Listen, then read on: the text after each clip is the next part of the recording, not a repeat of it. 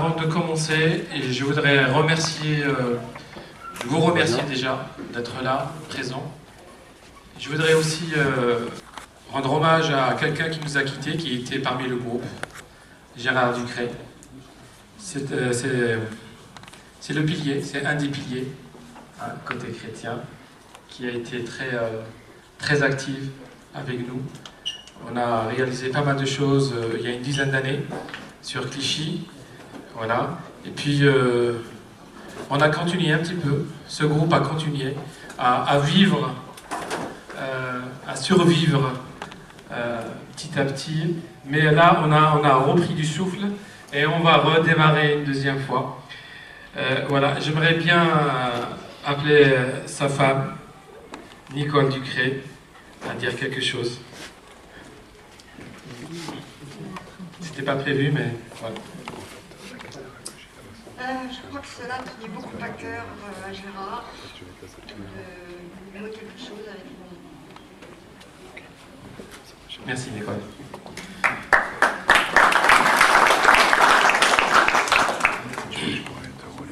Alors, une pensée aussi à... Hier, nous avons perdu un père à nous, c'est un voisin et un père à nous.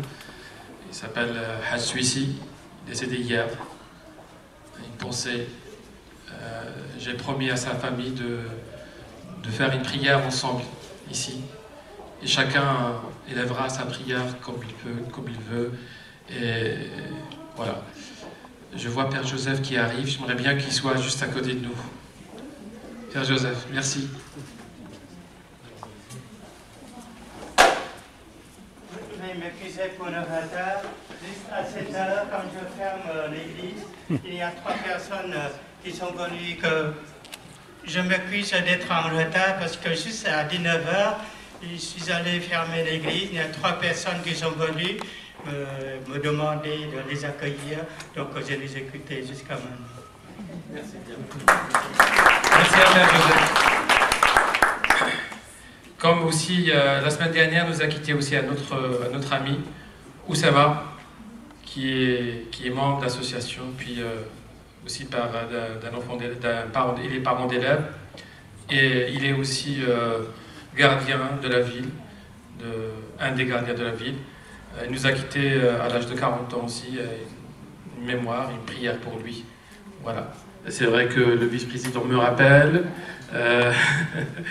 présenter la FEDAM. La FEDAM, c'est vrai que on était connus sous le nom d'une certaine association. Là, on s'est réunis avec 6 associations et ça s'appelle la FEDAM, la Fédération des musulmans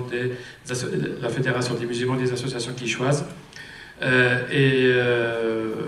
Association musulmane quichoise, voilà. Et puis, cette FEDAM est constituée de 6 associations. On est sur le projet de la mosquée actuelle. Voilà. Notre siège social, il est au 17 rue des 3 Pavillons. J'espère que c'est un début. On a été toujours accueillis à Saint-Vincent-de-Paul, au presbytère, pour faire les réunions. Nous avons aussi maintenant 17 rue des 3 Pavillons. Jean-Luc nous a assisté la fois dernière. Donc on peut vous accueillir pour des réunions, bien des manifestations, si on veut continuer ensemble. Vous êtes toujours la bienvenue. Et voilà, donc après, je pense qu'il y aura l'intervention d'Ousmane et de Père Joseph vers la fin. Je laisse les conférenciers.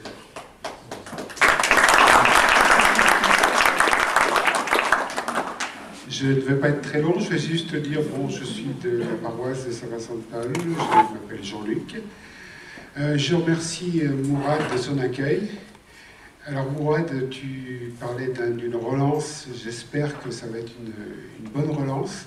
Nous aurons la chance d'être voisins parce que la future mosquée va être tout près de chez moi, rue Étienne d'Orbe.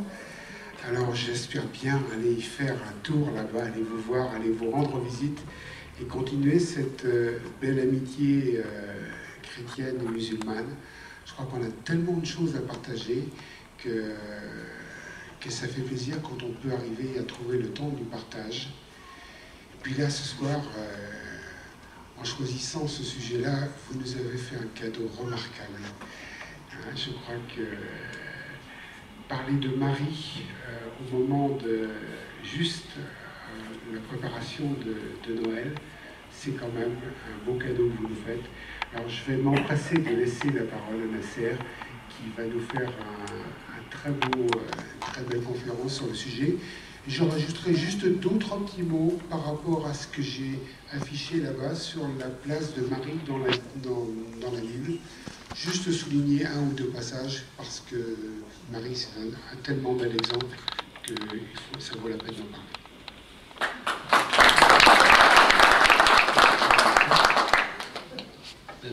Bonsoir, je me présente, je m'appelle Nasser Kafi, je suis médecin à Auxerre. J'étais un peu triste d'arriver en retard pour votre ADC annoncé, c'est pas de ma faute. En tout cas, je vous remercie d'être là, je remercie la Fédération des associations de m'avoir invité, je remercie le Père Zien de nous honorer de sa présence. J'ai une pensée pour Marie-Antoinette que j'ai retrouvée là, entre Marie-Antoinette et le vieux Vendéen qui est là, il y a de quoi faire une contre-révolution. J'ai une pensée pour le Père Benoît. Je ne m'empêche jamais de penser au Père Benoît quand je viens dans le coin.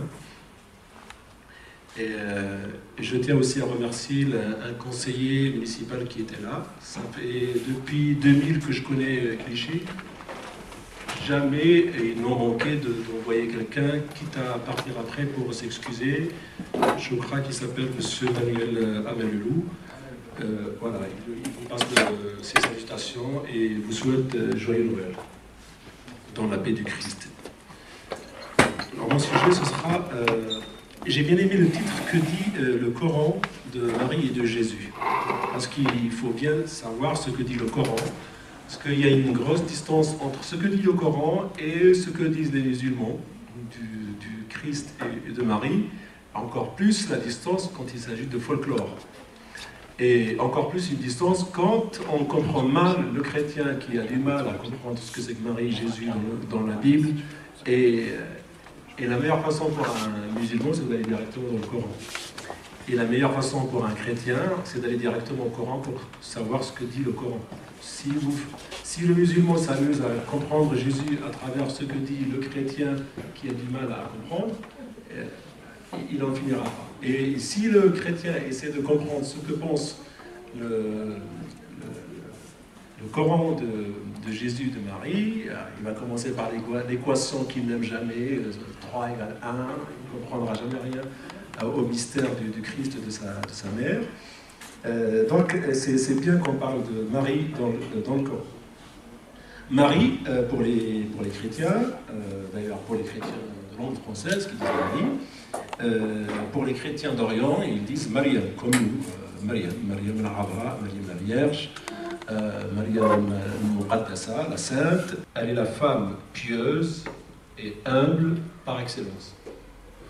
Là, on sort du cadre du Coran pour parler de la tradition prophétique, qui dit qu'il y a l'une des femmes les plus parfaites dans le monde de la création. Et là, on parlera de ce que c'est que le monde de la création et le monde divin. C'est bien Mariam. La mère de Marie s'appelait Anne, ou Hannah, ou en prononciation dans l'hébreu, Hannah. Ça me fait penser à une chose, que j'ai une pensée pour nos frères juifs qui fêtent ce soir la fête des Lumières, la fête de Hanouka. Nous partageons avec eux cette joie et nous les saluons. Son père, descendant de Salomon, se nommait Imran, fils de Yeshim, qui n'a rien à voir avec le Imran, le père de Moïse, qui est aussi le père de Mariam et d'Aaron, dans l'Ancien Testament. Marie, trait d'union entre fidèles et point de départ pour un dialogue fructueux, un modèle dans son attention à Dieu, son obéissance à sa parole et son aptitude au silence, à l'écoute et à la réflexion. Je vais vous lire le passage de la sourate 19, la sourate éponyme de Marie, qui contient 98 versets.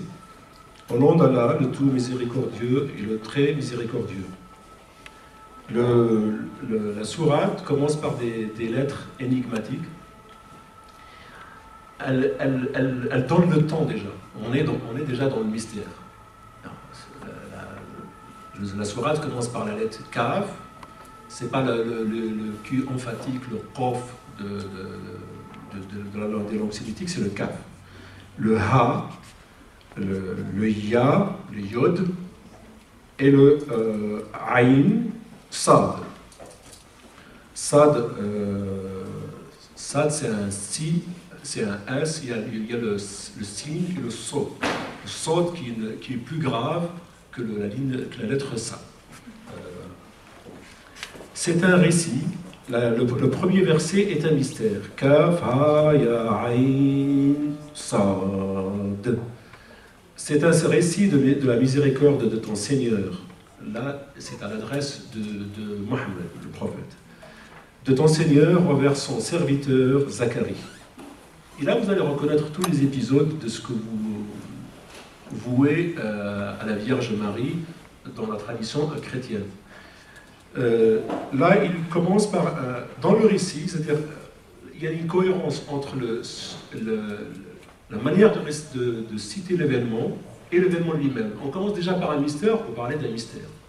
C'est-à-dire le mystère est, passez-moi l'expression, est consubstantiel au verbe utilisé et au sujet. Et déjà, Marie est marquée du sceau du mystère. Et déjà, la parole sur Marie est marquée d'un mystère. Et avant même l'Annonciation, il y a le mystère de la naissance de Jean-Baptiste dans le Coran. C'est un récit de la miséricorde de ton Seigneur envers son serviteur Zacharie. Serviteur, en arabe, on dit abd, qui peut vouloir dire abd, esclave, c'est un sens sociologique, et surtout abd, serviteur, celui qui est au service de Dieu. Lorsqu'il invoqua son Seigneur d'une invocation secrète, et il y a le secret, le silence, le signe. Et ce sont on n'a pas commencé l'histoire, et l'histoire commence à être jalonnée par des signes. Le mystère des lettres, la parole secrète, mais dévoilée dans l'intimité de la parole avec Dieu, et dit « Ô mon Seigneur, mes os sont affaiblis, et ma tête s'est enflammée de cheveux blancs, comme métaphore de la vieillesse. Cependant, je n'ai jamais été malheureux, déçu, en te priant, ô mon Seigneur. » Là, Zacharie nous apprend la confiance quand on prie. Il est demandé de croire qu'on est écouté quand on prie, sinon le cœur n'y est pas. Il dit à Dieu, je crains le comportement de mes héritiers après moi, et ma propre femme est stérile. Accorde-moi de ta part un descendant, qui hérite de moi et hérite de la famille de Jacob. Et fais qu'il te soit agréable, ô mon Seigneur. Le Seigneur lui dit, ô Zacharie, nous t'annonçons la bonne nouvelle. Il y a une bonne nouvelle. La bonne nouvelle d'un fils. D'ailleurs, c'est le sens même du mot évangile. Il y a déjà une bonne nouvelle à la naissance de Jean-Baptiste. Et les nouvelles vont se succéder. Il y a la bonne nouvelle qui annonce une autre bonne nouvelle. Il y a un mystère qui annonce encore un autre mystère. Et le texte, il ne dit pas je vais parler de mystère, il le dit. Il dit les choses comme ça, il nous laisse le suivre. Il annonce par un mystère un autre mystère, et par une bonne nouvelle une autre bonne nouvelle. Une bonne nouvelle d'un fils. Son nom sera Yahya, Jean-Baptiste. Yahya, ça veut dire il est vivant. C'est l'Emmanuel. Vous voyez? D'ailleurs, entre parenthèses, il y a certaines études un petit peu à la marge qui parlent du Christ comme quoi peut-être le Christ, pas le Jésus fils de Marie, celui qui devait être le Messie aurait peut-être été Jean-Baptiste. Mais ils ne sont pas sûrs. Nous, on est sûr que ce n'est pas le cas, mais le nom évoque quelque chose. C'est-à-dire Yahya Jean-Baptiste, dans le Coran, il appelle Yahya. Et Yahya, ça veut dire Haya Yahya, c'est la forme du présent du verbe vivre. Il est vivant. Son nom veut dire il est vivant. Il est vivant. Déjà, ce qui interpelle, c'est que dans le nom de la nouvelle, la première bonne nouvelle, il y a la vivification de celui qui est vivant, Yahya. Et Zacharie alors dit, « Ô mon Seigneur, comment aurais-je un fils quand ma femme est stérile et que je suis très avancé en vieillesse ?» Et voilà quelqu'un qui dit, « Je suis vieux, ma femme est stérile, Dieu donne-moi un enfant. » Et quand lui est annoncé la nouvelle d'avoir un enfant, il s'étonne que Dieu lui donne un enfant. Cet étonnement-là est un étonnement de celui qui est heureux de la bonne nouvelle. Sinon, ça n'a pas de sens.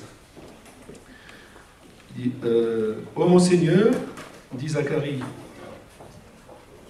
comment aurais-je un enfant quand ma femme est stérile et que je suis très avancé en vieillesse? Dieu lui dit, ainsi sera-t-il. Il y a le ainsi sera-t-il. Le kol. Ton Seigneur a dit, ceci m'est facile, et avant cela, je t'ai créé alors que tu n'étais rien. Et la parole s'arrête sur le fait de créer quelqu'un. Enfin, Zacharie, il avait un père et une mère. Mais ce n'est pas par hasard que le Coran rappelle cet incident. Il fait parler Zacharie pour dire comment je peux avoir un enfant alors que je suis vieux et ma femme stérile. Deux impossibilités. Pour Marie, elle n'était pas stérile. Comment je peux? Dieu lui dit, ainsi soit-il, je l'ai décidé. Mais il dit autre chose, mais qui n'a pas vraiment à voir avec la question de Zacharie. Il dit,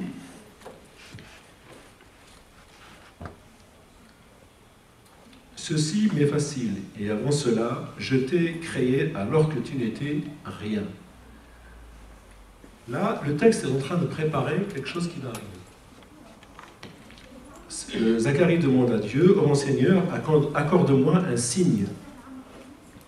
Il y a dans l'histoire de Marie, il y a trois mots. Enfin, Asharat ilay, par l'index, quand elle montre la présentation, quand elle montre l'enfant Jésus. Il y a Rams, Illa Ramza, par symbole, par signe. Il y a le silence. Il y a le mot Ishara, Rams, voilà, et le silence. Donne-moi un signe. Alors que Marie est un signe pour les croyants. Aya. Marie est un signe. Le Christ est un signe. Zacharie demande un signe. Aya. Comment je peux le savoir? Et Dieu lui dit, ton signe, mon Seigneur, accorde-moi un signe. Ton signe sera que tu ne pourras pas parler aux gens pendant 3 nuits, tout en étant bien portant. Il sortit donc du sanctuaire vers son peuple, puis il leur fait signe de prier matin et soir. Et le texte en arabe dit فَخَرَجَ عَلَى قَوْمِهِ مِنَ الْإِحْرَابِ فَأَوْحَى إِلَيْهِمْ أَنْ سَبِّحُوا بُكْرَةً وَعَشِيًّا. Le wahy, c'est la révélation. Dieu lui donne un signe, ce sera ton signe. Et là, le mystère commence à prendre corps. On passe au langage des signes. Ce sera que des signes. Parce qu'en face, il y a des gens qui ne vont rien comprendre. Là, ce sera ton signe. Zacharie, pour sortir, comme il ne parle pas, il révèle à la communauté priante que priez Dieu. Mais il leur donne par signe que vous allez prier. Et ce sera ainsi de suite. Ainsi de suite. Et le texte rentre presque par enchâssement, un signe dans un signe, dans un signe, dans un signe, jusqu'au mystère insondable de la naissance du Christ. Un signe, matin et soir. Et le Coran dit, il passe sur la naissance de Jean-Baptiste, et il s'adresse à Jean-Baptiste. Ô Yahya, ô Jean-Baptiste, tiens fermement au livre, la Torah. nous lui donnâmes la sagesse alors qu'il était enfant. Alors qu'il était déjà enfant, il était sage. Et nous allons voir encore après le Christ encore plus sage. La transcendance, Dieu nous parle dans notre monde, avec notre langage. Mais ces qualifications de saint, comme dirait dans la tradition juive, Sadoc, qu'est-ce que c'est un saint? Pour nous, un saint, c'est un pieux. Et pour Dieu, un saint, il a une place dans l'économie du salut, dans l'ordre de la création. Dans l'ordre de la création, les chrétiens, nos frères chrétiens, disent Père de toute éternité. Que le Christ est avec le Père de toute éternité, avant et après. Être avec le Père, notre Père de toute éternité, ne renvoie pas à une présence temporelle dans notre vie. Elle renvoie à une chose, à l'avant-création. Quand l'ordre divin ne s'est pas fait encore dans le royaume de la terre, des humains, il y avait un ordre dans la création. Donc il y avait un ordre dans les hiérarchies des saints, des prophètes, de proche en proche, jusqu'à la création. Et il se trouve, ce qui est dommage quand on parle de Marie, c'est qu'on rapporte à Marie à l'histoire, comme le Jésus de l'histoire. Marie, et je dis ça à l'adresse de nos amis chrétiens, et encore plus à nos amis musulmans, que Marie n'a pas une place dans notre vie parce qu'elle est la mère du Christ, seulement. Marie a une place dans notre vie parce qu'elle a une place dans l'ordre de la création divine. Ça, il faut absolument qu'on le comprenne. Il est temps que les musulmans le comprennent et que les chrétiens aussi le comprennent. Que le culte de Marie chez les chrétiens ne vient pas du fait d'un amalgame entre la personne de Marie et la personne de Christ, et il y a quelque chose qui rapproche de Dieu qui serait Marie ici-bas. Les musulmans, dans leur généralité, n'acceptent pas ce genre d'intermédiation, même si, dans l'ordre divin, ces médiations existent. Et le culte marial n'est pas un travestissement de la religion chrétienne. Je parle sous contrôle de mon père, et je sais que depuis Vatican II, on essaye, parce qu'il y a beaucoup de dérives dans le culte marial, dans l'adoration de la Vierge, mais il faut juste reproportionner les choses. Le culte de la Vierge ne vient pas de rien, et il n'y a pas qu'une histoire humaine du culte. Les gens, à un moment donné, se sont dit, on va adorer la mère de Christ, la mère de Dieu. Non, il vient d'une perception première de la place qu'occupe Marie dans l'économie du salut de Dieu par terre. Après, les choses sont faites par terre, c'est-à-dire parmi les hommes, dans l'histoire, ici, maintenant, comme on dit maintenant, ça c'est autre chose. Je m'excuse de m'être arrêté là, mais c'est très important. Je tiens à cette conception du culte marial. Parce que si on va vers les chrétiens, il faut comprendre le cheminement de ce qu'ils font. Sinon, on ne comprend rien. Sinon, on va dire, ah, ce que vous faites n'est pas bon. Et ça ne vient pas de rien. Ça vient de quelque chose. Le texte dit après, on a parlé des qualités de Jean-Baptiste, je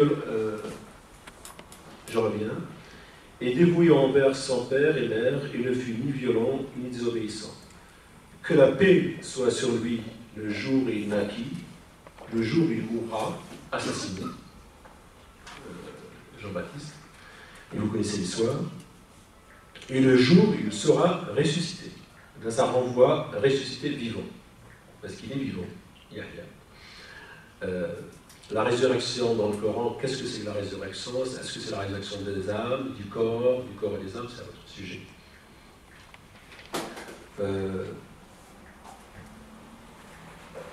Et là, on arrive à Marie. Mentionne dans le livre Marie. Wadkor. Wadkor, vient de dhikr. Et ce n'est pas une mention. Wadkor, c'est un rappel. Et quand je dis un rappel, là, c'est à l'adresse des musulmans. Je les invite à méditer ce verset et de les renvoyer à l'ordre de la création avant même qu'il y ait création. Quand le Coran dit au prophète Wadkor, quand il dit Adkor, c'est prononce, invoque, mentionne, mais il lui rappelle aussi de se rappeler l'histoire de Marie. D'où tiendrait Mohammed à se rappeler l'histoire de Marie? Et là revient la parole du prophète à son disciple Jabir. Ya Jabir, awwal ma khalaqa Allahu nurun nabiyyikum. Avant même de toute création, l'une des premières choses, la première chose qu'il a créée, c'était la lumière de son prophète. Et là, il lui rappelle, avant le serment, le pacte, le premier pacte pris sur la descendance, que je suis votre Dieu, oui, nous sommes reconnaissants. Et Dieu nous rappellera, le jour du jugement dernier, qu'il a pris, vous avez pris pacte avec lui, vous avez reconnu. Mais cette dimension-là n'est pas très développée dans la tradition musulmane, ce qui est dommage.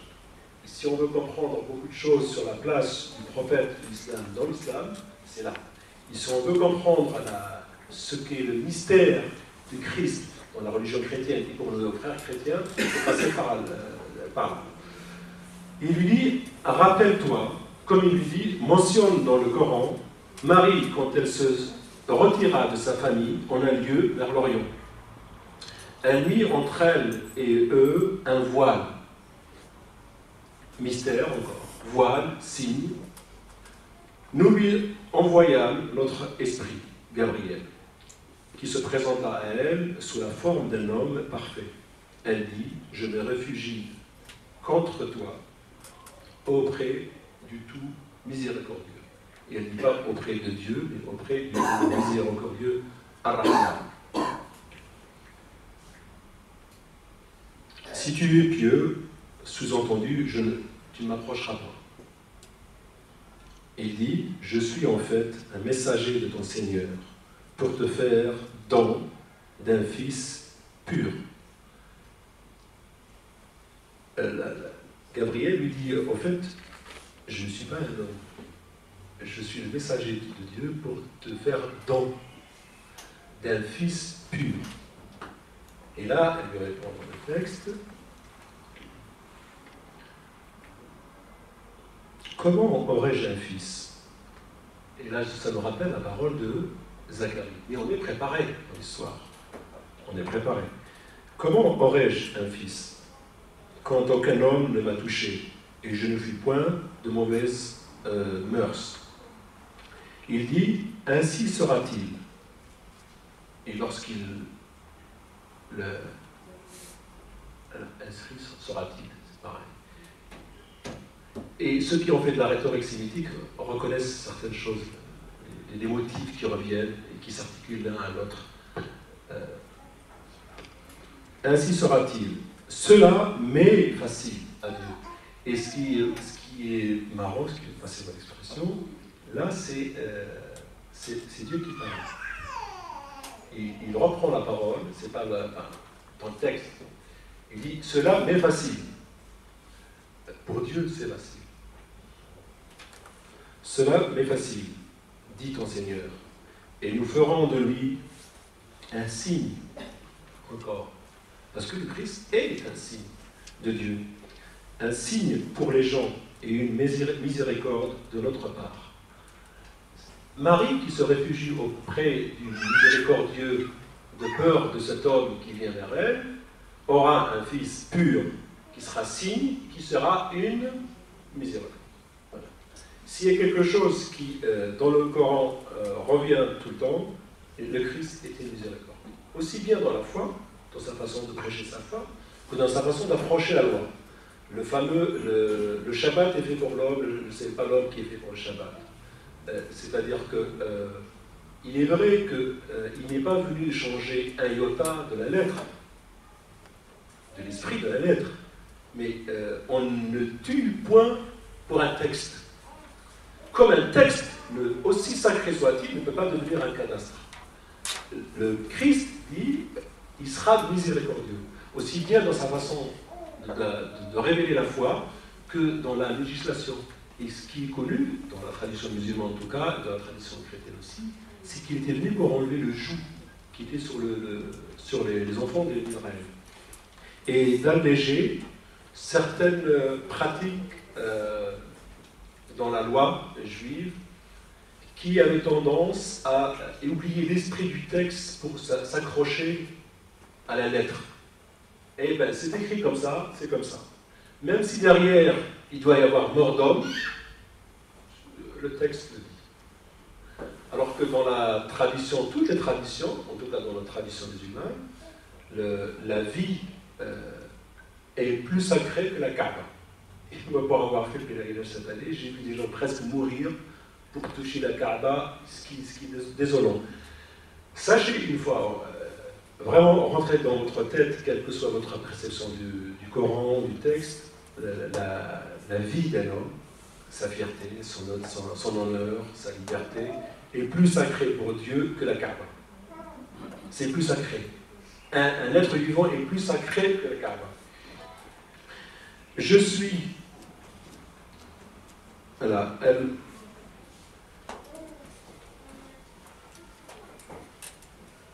ainsi sera-t-il, cela m'est facile, dit ton Seigneur, et nous ferons de lui un signe pour les gens, et une miséricorde de notre part. C'est une affaire déjà décidée. C'est une affaire déjà décidée dans l'ordre premier de la création. C'est-à-dire, quand on voit l'histoire du Christ, et je jalonne le texte par une explication, à un moment donné, aussi bien ceux qui croient en Jésus, Fils de Dieu, ou sa place un peu particulière par rapport à Dieu, à minima, on va le dire, et ceux qui croient qu'en lui c'est un grand Seigneur, un grand maître, un grand prophète, pourquoi Dieu a choisi cette façon de se révéler aux hommes en prenant des chemins de traverse? Déjà qu'il y avait des prophètes qui étaient plus ou moins réguliers, comme diraient certains, mais là ils sont dans des régularités, ils viennent de naissance un peu pas normale. Pourquoi? Ça, c'est le mystère insondable de la grâce des vies et de la miséricorde de Dieu. Que Dieu décide qu'une certaine façon, il va se révéler d'une certaine façon aux hommes à une période de la vie des hommes de la sorte, pour les éprouver qu'ils le reconnaissent, comme pour leur montrer qu'il a les chemins du Seigneur sont impénétrables. Et que si vous faites de l'histoire dans l'histoire de tous les jours, Dieu voit l'avenir de l'humanité dans autre chose que de l'histoire. Ça ne veut pas dire que nous vivons par notre temps, mais l'histoire du Christ est venue nous dire qu'à un moment donné, coupé du temps et de la géographie, on peut comprendre certaines choses. Sinon, et beaucoup d'amis chrétiens se sont amusés à retrouver le Jésus de l'histoire. Ils ont fini par trouver un peu des morceaux de Jésus de l'histoire, mais le Jésus de la foi n'était plus là. Il était complètement effacé. Et que ceux qui ne comprennent pas ça passeront leur temps à chercher leur code, si je suis mon regard, pour voir un peu l'éternel féminin dans la Vierge Marie et le Christ pseudo-essénien. Voilà. Elle devient, cela m'est facile, dit ton Seigneur, et nous ferons de lui un signe pour les gens, une miséricorde de notre part. C'est une affaire déjà décidée. Elle devint alors enceinte de l'enfant. Et le texte en arabe dit Fahamalat, elle l'a porté. Et le fa, c'est dans la précipitation. Sitôt fait, Fahamalat. Elle devint alors enceinte de l'enfant, et elle se retira avec lui en un lieu éloigné, silence devant un signe. Puis les douleurs de l'enfantement l'amenèrent au tronc du palmier, et elle dit « Malheur à moi, que je fusse morte avant cet instant, et que je fusse totalement oubliée. » Là, on trouve la femme. C'est pas un doute qu'elle a. Elle s'est dit « Qu'est-ce que je vais faire de ce mystère ?» Malheur à moi. Elle aurait préféré mourir que de vivre ça. C'est pour ça qu'elle l'a porté au fait. Et alors, il l'appela d'au-dessous d'elle. Le texte dit, il y a quelqu'un qui lui a parlé d'au-dessous d'elle, le Christ. Jean-Baptiste a eu la sagesse pendant son enfance. Le Christ a parlé à sa naissance. La première à qui il parle, à sa mère, à celle qui l'a porté. C'est pour ça que certains textes disent c'est la fille de son fils. Excusez-moi. Ne t'afflige pas. Ton Seigneur a placé à tes pieds une source. Secoue vers toi le tronc du palmier. Il fera tomber sur toi des dattes fraîches et mûres. Mange donc et bois, et que ton œil se réjouisse.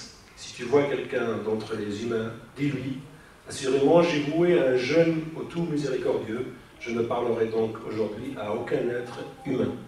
Ce qui est étonnant dans le texte, c'est toujours suivez mon regard. Ah, il y a un enfant qui parle. Mais ce qui est étonnant dans le texte, c'est la femme qui vient d'accoucher, à qui la parole lui dit, enfin, quand je dis la parole, j'ai rien dit, Jésus-Christ, c'est une parole, qui est le logos, comme disait lui dit, secoue l'arbre. Et quel arbre? Un palmier. Alors qu'est-ce qu'il faisait le palmier là? Je n'en sais rien. Et le texte lui dit secoue un palmier. N'imaginez pas l'enfant parlant, imaginez la parturiente secouant un palmier. Voilà. Et confiance en Dieu. Et confiance en Dieu. Il y a une source en dessous de toi. La source de la vie, diraient nos amis chrétiens. Et il y a un palmier au-dessus de toi. Et secoue-le. Rien ne vient sans la force se secouer. Comme elle a été secouée dans sa foi, il faut qu'elle secoue l'arbre pour qu'il lui donne à manger. Alors il l'appela en dessous d'elle et il disait, ne t'afflige pas. On entend presque mère, ne t'afflige pas. Ton Seigneur a placé à tes pieds une source. Secoue vers toi le tronc du palmier. Il fera tomber sur toi des dattes fraîches et mûres. Mange donc et bois et que ton œil se réjouisse. Si tu vois quelqu'un d'entre les humains, dis-lui, assurément j'ai voué jeune au tout miséricordieux. Je ne parlerai donc aujourd'hui à aucun être humain. Puis elle vint auprès des siens en portant le bébé et dirent, ô Marie, tu as fait une chose monstrueuse. Sœur d'Aaron, ton père n'était pas un homme de mal et ta mère n'était pas une femme de mauvaise mœurs. Elle fit alors un signe vers lui, le bébé. Ils dirent, comment parlerions-nous à un bébé au berceau? Mais l'enfant dit,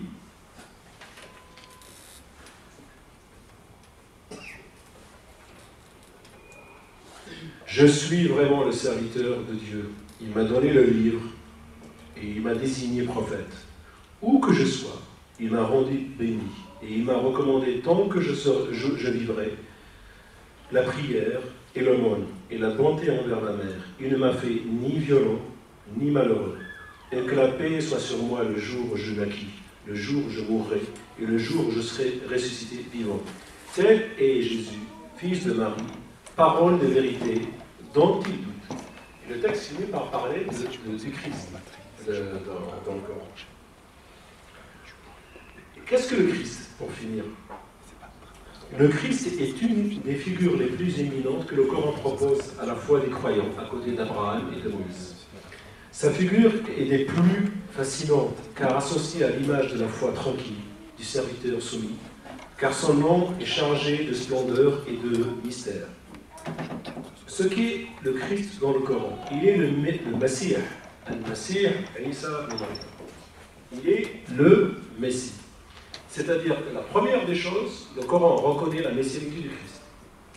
C'est le point cardinal, et on verra pourquoi. Deuxièmement, il est saint et sanctifié, comme sa mère. Le troisième point, qu'il est Nabi, prophète, et messager. Et ça, c'est dans les sourates 19, verset 30, et messager, sourate 4, verset 171. Et qu'il a été envoyé aux brebis d'Israël, aux enfants d'Israël. Le christianisme aussi ne dit pas que Christ est une divinité en dehors de Dieu. Le Christ n'est pas la troisième personne, hypostase, d'une triade, ce que dit le christianisme. Le Christ n'est pas fils de Dieu, ce que dit le christianisme. Et la question est, qu'est-ce que fils de Dieu? C'est la Le Christ n'est pas mort de mort humaine. Ça, c'est presque le credo coranique sur le Christ, sur tout ce qu'il n'est pas. Ce qu'il est, il reconnaît ses qualités, que c'est Messie, fils de Marie. Et là, je m'arrête parce que c'est un point très important. Pour nous, dans notre temps, quand nous parlons de Christ, nous entendons la discussion, est-ce qu'il est fils de Dieu ou pas fils de Dieu? Mais du temps premier de l'Église, je dirais même du temps du ministère de Christ, parce qu'il y a un Christ pour les chrétiens, il faut comprendre qu'il y a un Christ pré-pascal qui a vécu parmi les hommes, et le christianisme n'est rien sans la croix. Si vous enlevez la croix, il n'y a pas de christianisme. Et que le Christ post-pascal, surtout le Christ de Saint Paul, c'est le Christ qui a vaincu la mort, qui est ressuscité, qui est à droite du Père, et qui fait corps avec Dieu, qui est consubstantiel à Dieu, et que au Concile de Nicée en 325, on dit le Père et le Fils et le Saint-Esprit. Ce n'est pas trois choses différentes. Le « et », c'est le « et » de consubstantialité. Ils sont trois en une nature. Ils sont trois formes, mais de la même nature. Donc le christianisme reconnaît la nature divine du Christ. Au début, le problème pour le Christ était quoi? Qu'il soit reconnu comme fils de Dieu ou pas? Cette question-là, on ne la trouve pas au début. Elle vient après l'attente. On attendait le retour du Christ. On l'attendait, et les chrétiens ont fini par comprendre qu'il ne reviendra pas. Il est venu vaincre la mort, et il est revenu à sa mission première auprès du Père, le Fils qui est quand même Dieu. Et ils ont compris ça. Est-ce qu'ils l'ont compris quand il était vivant? Ils peuvent dire, nous avons les preuves dans les textes que c'était ça. Et qu'il y a même dans l'Ancien Testament des preuves qu'il était comme ça. Mais là, le problème au sens humain des premiers chrétiens, le Christ, quand il pose la question, et vous, qui dites-vous que je suis? Parce que le problème pour Jésus, c'est qu'il avait du mal à se faire reconnaître, pas comme fils de Dieu, mais comme Messie. C'est ça qu'il faut comprendre, que le peuple d'Israël n'a pas reconnu la messianité du Christ. La question messianique dans les évangiles, elle est centrale. À moins d'être aveugle, de ne pas vouloir regarder les choses, pourquoi trois évangélistes s'échinent à, diraient certains, avec beaucoup de contradictions, mais les contradictions s'expliquent par la tortuosité de la conception généalogique de l'enfantement dans le bas judaïsme. Pourquoi trois évangélistes s'évertuent ou s'ingénuent à trouver une descendance davidique au Christ? S'il est le Fils de Dieu, ce n'est pas une diatribe que je lance contre le christianisme, mais ce qui s'est passé. C'est pourquoi ils passent leur temps à essayer de trouver une descendance? Parce que pour le Christ, à l'époque, il fallait bien qu'il soit reconnu comme le Messie, comme le roi d'Israël, comme le Messie descendant de David. C'est-à-dire qu'il devait réunir les sceptres de la royauté et être le grand rabbin du peuple d'Israël. C'est-à-dire qu'il fallait qu'il soit le prêtre et le roi. Qu'il soit loin. Les rois d'Israël, pour qu'ils soient reconnus comme un roi, ils étaient loin d'une huile sainte. C'était la cérémonie d'intronisation. Le loin, le Masih, Masaha et Usahu, c'est essuyer, passer sa main. El Masih, il avait du mal à se faire à reconnaître comme le Messie, comme le Mashiach, comme le Mashiach, comme le Messie. La première des choses que dit le Coran sur le Christ, Christos, c'est qu'il est loin, qu'il reconnaît en lui, c'est la première reconnaissance. Et vous, musulmans, qui dites-vous que je suis? Tu es le Christ, tu es loin, un tel Messie. C'est la première des reconnaissances qu'avait demandé le Christ quand il était pendant son ministère. D'ailleurs, même, et là j'ouvre une parenthèse, il y a même des discussions en théologie chrétienne, en christologie, qui se posent la question, est-ce que le Christ, de tout son ministère, ou même voire de toute sa vie, était conscient qu'il était le Messie? Le problème qu'on appelait le problème de la conscience messianique. il y avait deux problèmes. Il y avait le problème de la conscience messianique et le problème avant de l'urgence messianique. Jean-Baptiste, baptisé dans le Jourdain, il nous voit dans le désert, repentez-vous, repentez-vous, repentez-vous, les temps sont proches. Il y avait urgence à se repentir, parce qu'il était, les temps s'approchaient. Et là, vous comprendrez pourquoi le Christ dit à celui qui demande la permission d'aller enterrer son père, lui qui est tendre, lui qui est toute miséricorde, dit « Laissez les morts enterrer les morts ». Pas pour négliger les morts, mais c'est une métaphore, c'est une parabole pour dire qu'il y a une urgence à se repentir. C'est pas ne pas enterrer ton père, mais si j'avais à choisir entre enterrer mon père et répondre à l'appel de Dieu, répondez à l'appel de Dieu d'abord. Vous voyez l'esprit, comment Jésus conduisait ses moutons, c'est qu'il y avait une urgence à se repentir. Et la première des urgences, c'était de reconnaître pour lui sa messianité, son droit à dire le droit pour les Juifs, à changer la loi pour les Juifs, et à être le guide spirituel de la communauté des Juifs. Le Coran reconnaît en Christ sa christianité. Et là, j'ai une pensée pour Antioche, la première ville où on a entendu le mot susurré comme ça, chrétien. Et malheureusement, ça revient. J'ai entendu un prêtre syrien me dire que en Syrie, on a du mal maintenant à dire qu'on est chrétien. J'ai une pensée pour eux, malheureusement. Donc, il est le Messie, fils de Mariam, il est le Saint dans sa mère, il est Nabi, prophète et messager, envoyé aux enfants d'Israël, et il est serviteur de Dieu. Il n'est pas le Christ, il n'est pas Dieu lui-même, il n'est pas un Dieu autre que Dieu. Il n'est pas Dieu faisant partie de la définitive trine, le trépied, la Trinité, et il n'est pas le Fils de Dieu au sens où nous l'entendons.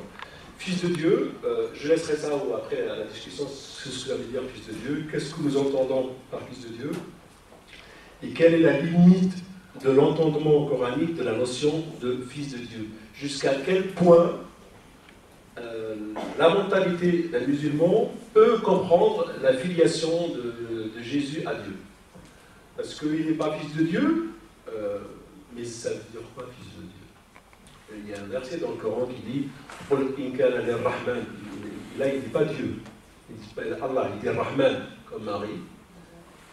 Je vous invite à méditer pourquoi le mot Rahman, alors qu'il y a une matrice de Marie, Rahim.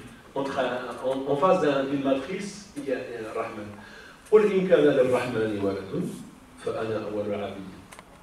Dis, si le miséricordieux avait un fils, je serais le premier à l'adorer. Ça, on reviendra dans la discussion sur où commence le mystère pour le musulman, de la personne du Christ. Voilà, j'espère que je n'ai pas été long. Et j'ouvre la discussion donc à vous tous.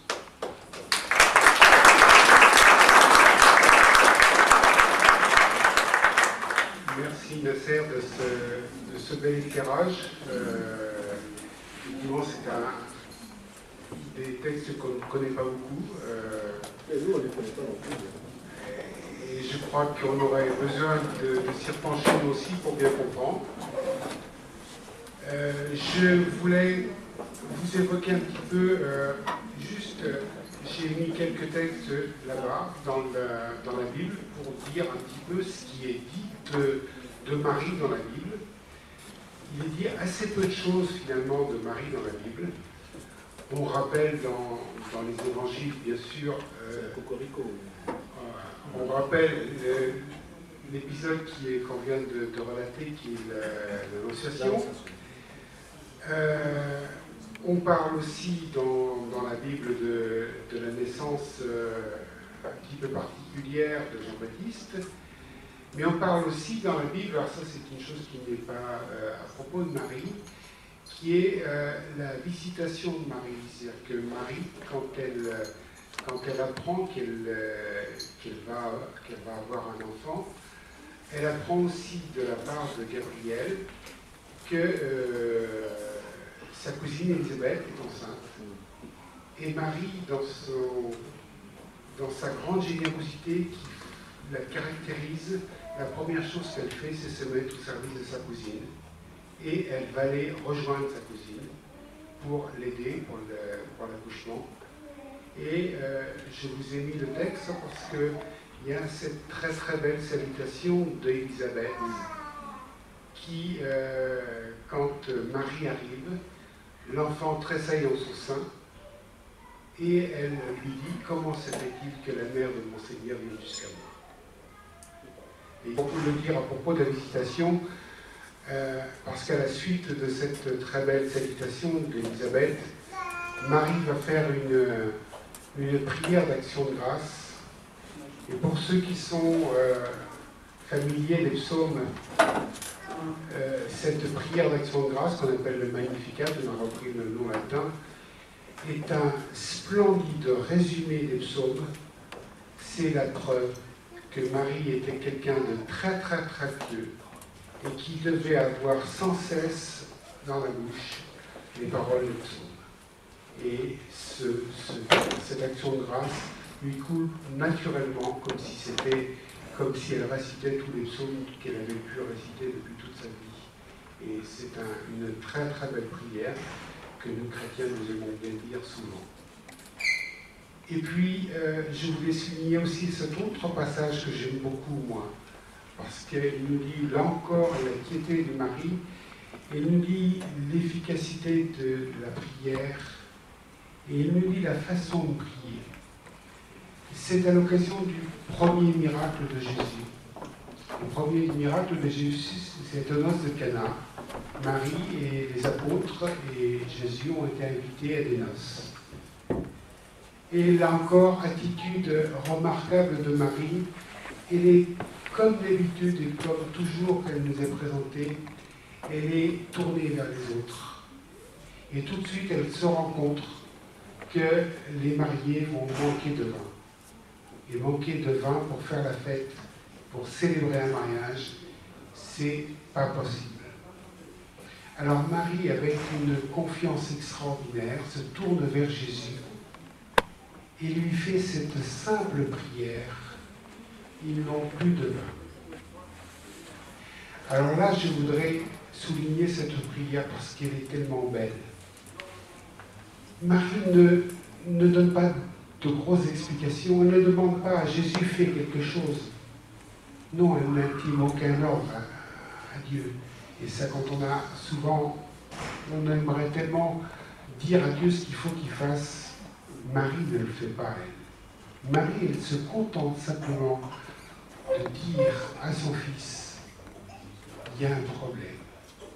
Et déjà, elle est confiante que le fait d'avoir dit ce problème, eh bien, Dieu ne va pas être indifférent à cela. Quel bel exemple de prière.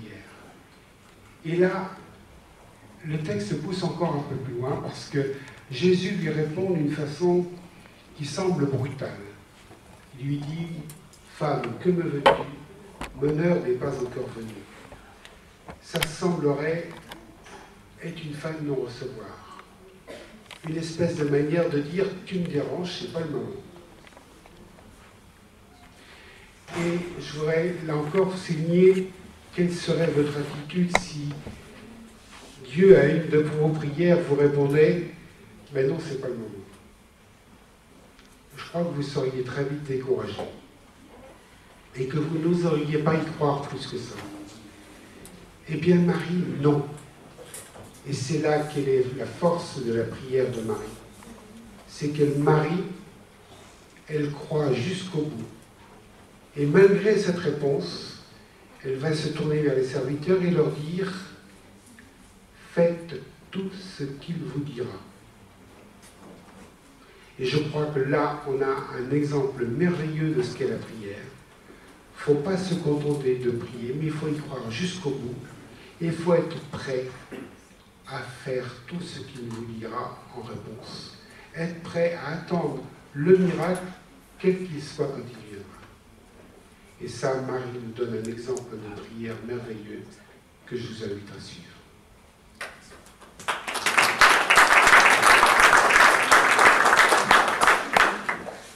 Merci aux très chers conférenciers.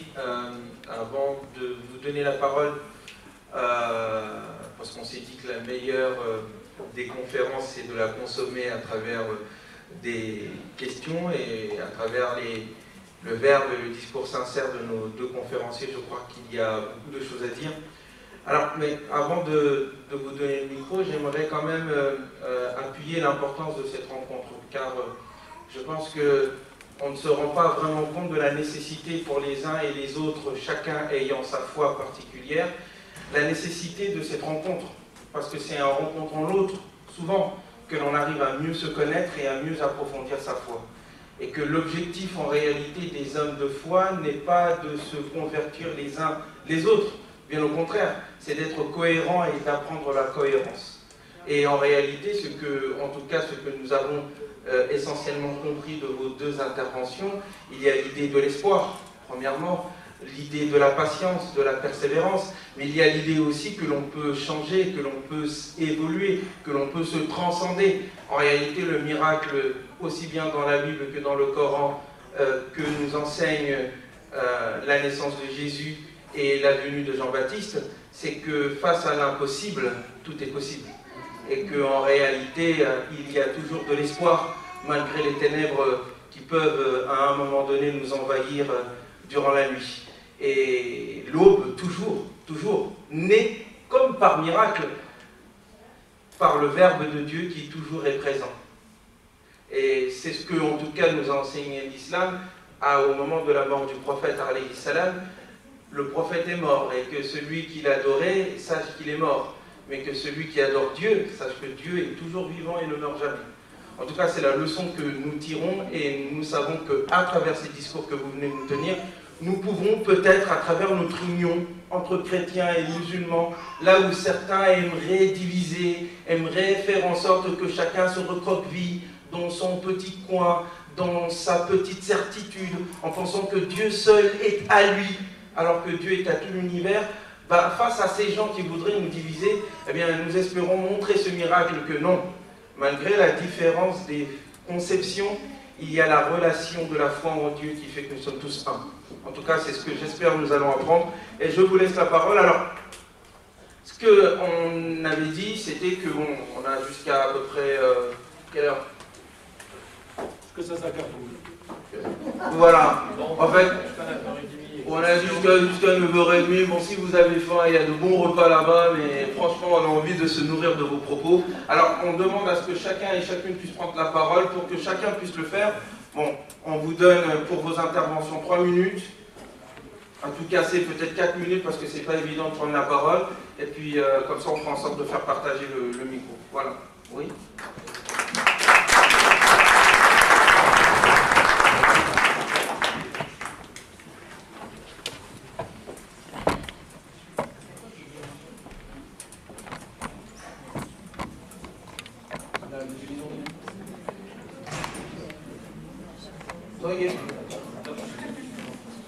On m'a dit de parler en arabe. Un Sénégalais qui parle arabe, ça fait bizarre quand même. On va parler rebeu. Ah, on va parler rebeu, c'est mieux. On nous a dit qu'il y a certaines personnes qui ne comprennent pas forcément le français, des Égyptiens, et Dieu sait que l'Égypte sait ce que c'est que d'entretenir des belles relations avec les chrétiens.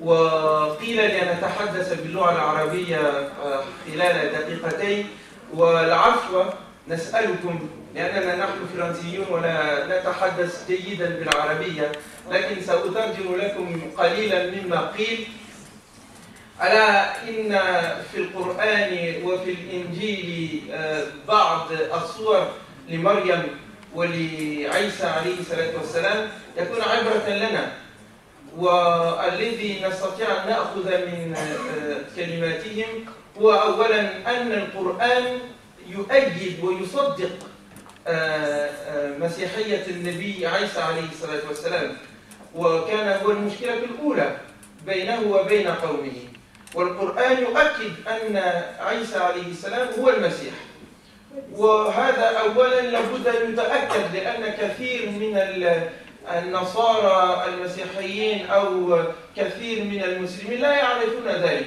أن هناك علاقة حميمة بين النصارى وبين المسلمين هذا أولا وثانيا رأينا أن الأستاذ قد فسر لنا سورة مريم بمقدمات يجعلنا نفهم أن مريم في موضوعته السورة تريد أن ندخل في ما يكون ربما لدينا غريبا.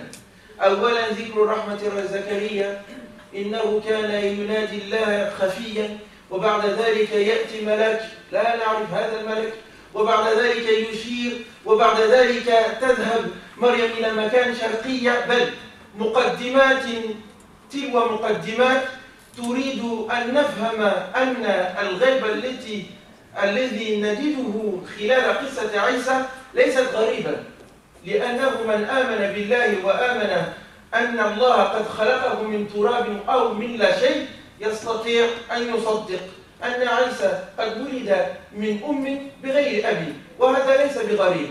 لكن الإنسان لابد أن يتفكر وأن يتقدم في أفكاره، كأن من عاش في الليل لا يستطيع أن يصدق أنه سيكون هناك صباح، أو من عاش طويلا لا يستطيع أو رأى الموت لا يستطيع أن يصدق أنه هناك حياة بعد الموت.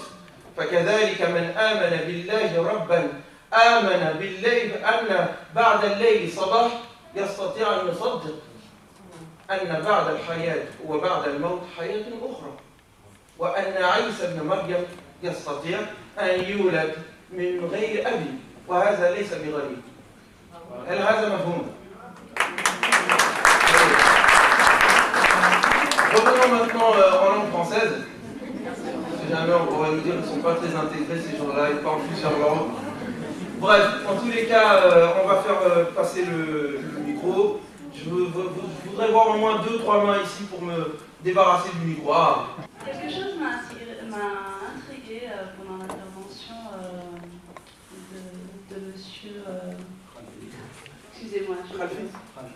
Monsieur Khalfi. Khalfi. Donc dans le Coran, il y a écrit que Marie, alayhi salam, quand elle a accouché, elle bousculait le palmier pour faire tomber des dattes. Donc ça voudrait dire que peut-être à ce moment-là, c'était sûrement une période estivale, alors qu'on sait que nos amis chrétiens vont fêter dans quelques jours la naissance de Jésus. Est-ce qu'il y a, donc je pose la question aux deux personnes, puisque apparemment M. Khalfi connaît aussi la Bible, quels sont les détails de la Bible qui prouvent ou qui ne prouvent pas qui confirment ou pas soit donc, la naissance de Jésus à une période estivale, soit la naissance de Jésus à une période hivernale? Il dit nulle part dans l'Évangile qu'il s'agit du 25 décembre. La date du 25 décembre, elle était décidée bien plus tard. Elle s'est calquée tout bêtement pour se mettre sur des fêtes païennes qui, le 25 décembre, c'est les jours les plus courts. Et on a pris la date du 25 décembre comme étant la date où les jours rallongent, où la lumière se fait à nouveau. Le Christ étant la lumière du monde, on a pris cette date-là comme étant la date de sa naissance, et en fait pour dire que la lumière se faisait au monde. Mais ce n'est pas du tout. Alors après, il y a plein de gens qui se sont mis autour du 25 décembre. Il y a les très très beaux récits des centeniers de Provence qui sont magnifiques, hein, qui font de très belles histoires. Même si ça enlève un peu de poésie à nos crèches, ça n'est probablement pas le 25 décembre. On n'en sait strictement rien. La date exacte de la naissance du Christ, malheureusement, elle fait partie de l'inconnu.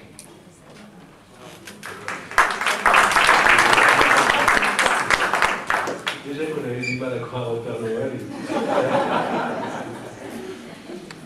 Jean-Baptiste dit bien il croîtra quand je baisserai. Le 25 décembre fait référence à la parole de Jean-Baptiste, c'est-à-dire que Jean-Baptiste est appelé à décroître parce que le Christ va croître. Et le rapport de la foi au temps a fait que, dans le christianisme historique, parce que le christianisme c'est fait par décotation, que le solstice d'hiver, les jours recommencent à renaître, à devenir encore plus longs. Donc il allait de soi que c'était l'image du Christ naissant, de la lumière du Christ qui allait... Sa sainteté, le pape Benoît XVI, dans son dernier livre sur le Christ, ouvre une discussion sur ça. Certains, je pense que c'est surtout les commerciaux du Père Noël qui n'étaient pas contents de ce qu'il a dit, mais il ramène les dates. Je pense que sa sainteté, après Corpus Christi et autres folklore esséniens, il a senti le besoin qu'il est temps qu'on descende à l'Église, aux croyants, certaines études qui étaient cantonnées à l'Église publique de Jérusalem et que l'opinion publique maintenant chrétienne est assez mûre pour comprendre qu'il y a un Jésus d'histoire, comme il s'est fait, qu'il y a une réception de Jésus. Le Noël n'est pas une datation au carbone de la naissance du Christ, c'est une manière de le recevoir en second. Qu'est-ce qu'il y a de plus beau que de dire qu'avec le solstice d'hiver, la lumière du Christ remonte. Si vous faites un peu l'étude de la Bible, il y a l'étude des textes, et puis il y a l'histoire de la réception. Saint Jean n'a pas été... Les premières communautés joanniques n'ont pas reçu l'évangile comme ceux qui ont reçu l'apostolat de Saint Paul. Jésus a été reçu un peu partout dans le monde, différemment, aussi bien dans la communauté juive souche que les goïms qui ont reconnu en Jésus une espérance nouvelle qui renaîtrait. Donc ce n'est pas que fondé dans l'histoire du carbone de la tentation, oui, le 25 décembre, on ne sait pas, mais c'est fondé j'utilise le terme fondé dans son acceptation théologique, comme justifié. Il est justifié dans le sens où il renvoie un texte et qu'il n'est pas anormal que le Christ soit vu à la lumière d'une lecture zodiacale de sa naissance. Je pense qu'il y a une racine. Alors, je voudrais juste savoir un petit peu quelle est l'interprétation que vous faites de ce mot ressusciter. Pourquoi parle-t-on que Jean-Baptiste va ressusciter et je ne vois pas ça pour juste dire rien, par exemple, à ce sujet pour le Christ. Par contre, on le dit pour Jean-Baptiste. Voilà. La résurrection de Jean-Baptiste, j'en ai parlé parce qu'elle est comme les nôtres. C'est la résurrection des morts. J'essaie de me mettre dans les catégories de pensée chrétiennes pour qu'on se comprenne. Quand on parle de la résurrection de Jean-Baptiste dans le Coran, là il renvoie à la résurrection des morts dans la tradition chrétienne. La résurrection du Christ, là j'aurais été obligé de passer par la notion de la fin du ministère, ou la mort du Christ et sa résurrection. Dans le Coran, il dit bien que c'est-à-dire Dieu lui dit Inni mutawafik. Le wafat n'est pas la mort. Le wafat, c'est arriver à terme de quelque chose. En arabe. C'est-à-dire au terme de ton ministère, je te lèverai, je te purifie de tes détracteurs. Comment le Christ a ressuscité? Parce qu'à un moment donné, il fallait bien qu'il s'absente, qu'il s'occulte des regards. Qu'on dise qu'il est mort de mort d'homme, le Coran dit non. Les chrétiens disent quelque chose de plus subtil qu'on ne le croit, nous musulmans. Quand ils disent que le Christ est mort et qu'il est ressuscité, quelle est la nature de la mort à laquelle a bu le Christ? Et qu'est-ce qui est mort en lui, l'hypostase de la Trinité? Parce que je vois le musulman dire « Ah, il y a une partie de Dieu qui est morte pour renaître ». La notion de mort de Christ, elle est à creuser aussi bien pour les chrétiens, parce que les chrétiens, il faut absolument qu'ils s'instruisent, qu'ils refassent leur catéchisme et catéchèse, et qu'ils reviennent à l'Église, au corps du Christ, et qu'ils se reconnaissent dans cette foi-là, et qu'ils s'instruisent un peu mieux que le catéchisme qui donnait, qui fait pitié, quoi. Le Christ mérite plus que ça, qu'une demi-heure par semaine pour voilà. Qu'est-ce qu'une imitation de Christ si c'est une demi-heure tous les 20 ans? C'est les musulmans qui parlent, c'est pas. Voilà, un Dieu qui meurt pour vous et un peu de considération pour lui. La mort du Christ est un mystère comme sa naissance. Qu'est-ce qui est mort dans la mort du Christ? Comment le Christ a vaincu la mort, à laquelle il a... Dieu, Père, si tu pouvais repousser cette coupe, la coupe de la mort. À quoi a bu le Christ pour toucher la mort? Et comment il a vaincu cette mort? En ressuscitant. D'accord? Et quand il est ressuscité, qu'est-ce qui est ressuscité? L'épisode avec Marie-Madeleine, ne me touche pas, je ne suis pas encore revenu, va dire aux disciples que je reviendrai. Il y a des textes à creuser du côté des chrétiens, plus de clarté avant de les interroger. On ne peut pas leur sauter dessus comme ça, sans que ce qui est blessant, qui n'est pas honnête intellectuellement, c'est de tomber sur celui qui n'est pas encore assez bien instruit dans son christianisme pour lui poser des questions. C'est ni intellectuellement honnête, ni psychologiquement intelligent. Tu veux le déstabiliser, si c'est pour le déstabiliser, ça y est, tu as gagné. Et si c'est pour le conforter dans sa foi, l'amener à réfléchir sur sa foi, c'est pas comme ça. Si quelqu'un n'est pas instruit dans le christianisme, ne rentre pas dans une discussion avec lui. Si c'est pour dire que tu as raison, je t'ai piégé, tu n'as pas su me répondre. On n'a pas besoin d'avoir des épaves psychologiques en face de nous. On a besoin d'avoir des gens construits, instruits et stables dans leur foi, ils savent ce qu'ils disent pour discuter.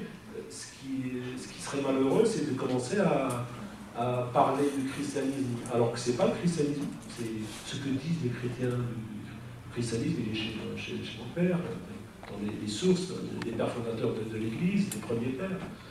C'est comme ça qu'on peut avancer. Donc moi, ça fait depuis 1995, je ne fais que ça. Le christianisme, je connais. Si j'ai une interrogation à me poser, je vais la poser là où il y a un questionnement. Et pédagogiquement, quand les questions dépassent, quand vos questions dépassent le volume de mes réponses, il y a un dépassement pédagogique. Tous les profs le savent. Donc, un chrétien instruit dans sa foi, il est demandé au chrétien d'affermir sa foi un peu plus qu'il ne l'est maintenant, pour pouvoir pas affronter l'autre, mais pour le reconnaître. Gadamer disait la modernité, c'est la tradition. Être moderne, c'est être instruit dans son passé. Mais le Christ, la mort du Christ, je ne voulais pas en parler aujourd'hui, mais la résurrection du Christ, nous disons, il n'est pas mort. Il a vaincu la mort, pas parce qu'il a vaincu la mort, il ne peut toucher à la mort, parce qu'il est le Verbe de Dieu. Il est la parole de Dieu, Kalimatullah. Parce qu'il est parole de Dieu, il ne pouvait pas mourir. Parce qu'il y a une part de divine en lui qui est la parole. Ça, après, on rentre dans les mystères du Seigneur. Il y a une parole de Dieu. Isa, c'est Kalimatullah. Jésus est la parole de Dieu. Et le Verbe fait chair. Comment une partie, même si ça, il n'y a pas une totalité, une partie de Dieu, mais disons qu'une partie des hypostases de Dieu qui est sa parole, c'est fait le canal. Comment une partie de lui peut goûter à la mort? Nous, on n'y croit pas. Et c'est pour ça qu'il est de toute éternité vivant, comme il a été de toute éternité, avant même la création. Moi, je retiens de ça que, au moins pour nous chrétiens, il nous rappelle aller nous replonger dans les sources, à nous instruire et à nous confronter, ne pas hésiter à nous confronter notre foi avec la foi des autres. Et je ne saurais que faire de la publicité pour une excellente émission qui est celle du dimanche matin sur Antenne 2, qui nous présente toutes les religions et qui sont une source de vivification de la foi. Et chaque fois que je les ai écoutés, ils m'ont instruit, moi, en tant que chrétien, même quand c'était des paroles soit de nos frères musulmans qui sont ici, soit de nos frères juifs. Et voilà. Et notre spiritualité avec nos frères bouddhistes qui nous instruisent. Avant de passer la parole, parce qu'encore une fois, on a vraiment envie que tout le monde puisse intervenir, je vais quand même, Morad m'a demandé de préciser un peu mieux la réponse du frère, qui était, je pense, très très éloquente et très claire. Mais effectivement, le passage du Coran que vous avez entendu, notamment Jean-Baptiste, où il est décrit en disant que la paix soit sur lui, paix sur lui, c'est même pas la paix, paix sur lui le jour où il est né, le jour où il mourra et le jour où il ressuscitera vivant. Les mêmes mots sont utilisés quand il s'agit de Jésus qui le dit sur lui-même. Et là, il le dit que la paix, les mots ont leur place, que la paix soit sur moi le jour où je suis né, le jour où je mourrai et le jour où je ressusciterai vivant. Donc, après, effectivement, comme notre frère l'a indiqué, la résurrection de manière générale n'est pas spécifique au Christ. Elle est spécifique à toute l'humanité, dans le sens où Dieu dit qu'après votre mort, vous serez ressuscités. Et que c'est ce que eux, en tout cas en tant que prophètes, annoncent. Et c'est le même mot qui est utilisé. Et effectivement, il y a aussi un propos que notre ami, notre cheikh, notre maître en tout cas nous a indiqué, c'est que, en tout cas qu'il est chef, en tant que plus âgé, et plus sage, je l'espère. En tout cas, ce que notre conférencier aussi a indiqué, c'est la spécificité de la nature de Jésus, d'où le fait qu'au moment de sa disparition, le mot qui est utilisé, c'est le mot inni mutawafik, qui va arriver à terme. Pourquoi est-ce qu'il n'a pas dit tu vas mourir? Mais on sait qu'en tout cas, d'après le propos que Jésus tient de lui-même, il dit le jour où je mourrai aussi. Donc d'une manière ou d'une autre, en tout cas dans le point de vue coranique, tout être humain, toute âme va un jour goûter à ce verre amer qu'est la mort. En tous les cas, voilà, en tout cas les deux termes sont utilisés aussi bien pour Jésus que pour Jean-Baptiste. Je crois que vous avez dit également que penser qu'un Dieu mort meurt pour nous, ce serait vraiment ne pas avoir beaucoup d'estime pour lui. Parce que je ne sais pas ce que vous savez. Non, on n'a pas dit ça. Non. J'avais dit que si quelqu'un pourrait dire, comme ça, dans un sens de diatribe, ah, vous pensez qu'il y a une partie de Dieu alors qu'il est mort, ou qu'il y a la deuxième partie de Dieu? Je dis non, c'est pas ça, les chrétiens ne croient pas à ça.